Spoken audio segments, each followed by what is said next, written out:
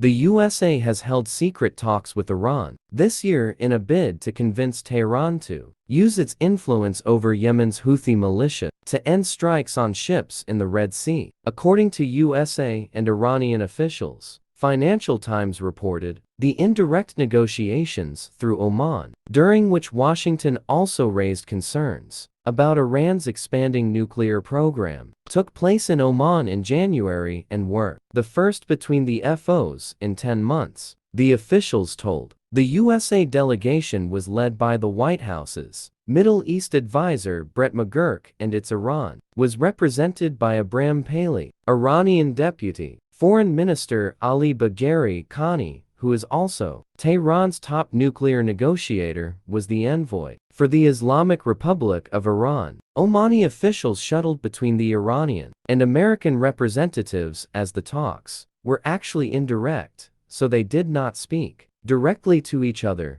the officials said. The talks underline how the Biden administration is using diplomatic channels with its rivals alongside military actions in a bid to de-escalate a wave of regional hostilities involving militant groups that was triggered by the Israel-Hamas war. USA officials see an indirect channel with Iran as a method for raising the full range of threats emanating from Iran, familiar diplomatic method that included conveying what they need to do in order to prevent a wider conflict, as they claim to want. A second round of negotiations involving McGurk was scheduled, but postponed when became tied up with USA efforts to broker an agreement between Israel and Hamas to halt the war in Gaza. The USA officials added, "We have many channels for passing messages to Iran," USA State Department spokesperson said. They told,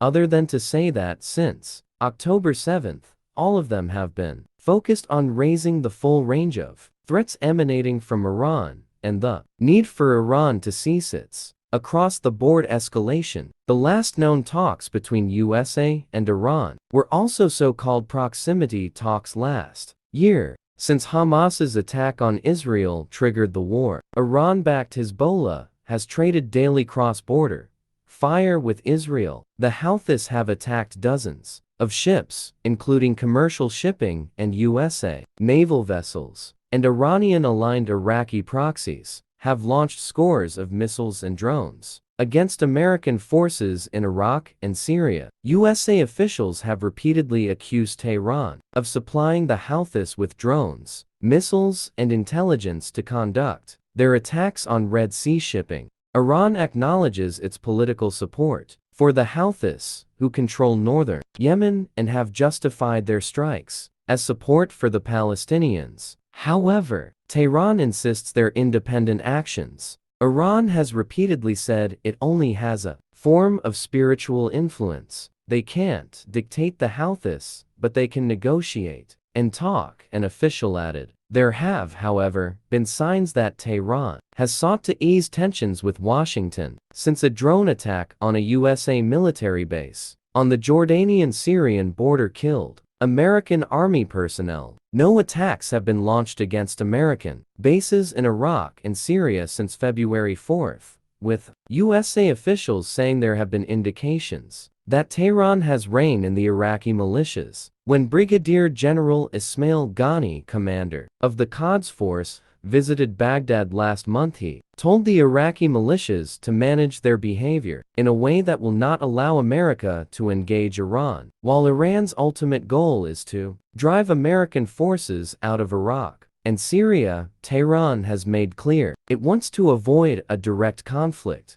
with the USA or Israel and to avoid a full-blown regional war. The Houthis, however, have continued to attack shipping despite multiple strikes by the USA and the UK against their military facilities. The group has launched 99 attacks in the Red Sea, affecting 15 commercial ships, including 4 American vessels since October. USA officials acknowledge that military action alone will not be enough to stop the Houthis and believe that ultimately Tehran will need to pressure the group to curb its operations. Although the Yemeni Houthis are less ideologically close to Tehran than other militant groups. The relationship has deepened as the movement has become an increasingly important member of the axis of resistance supported by Iran. Western powers are also concerned about Iran's nuclear program as Tehran continues to enrich uranium at levels approaching weapons grade. That had been a focus of the Biden administration before October 7 as it sought to contain the crisis created by former President Trump's unilateral withdrawal from the 2015 nuclear deal that Iran signed with world powers after prolonged negotiations. In September, Tehran and Washington agreed to a prisoner swap and the unfroze $6 billion of Iran's oil money, which had been stuck in South Korea.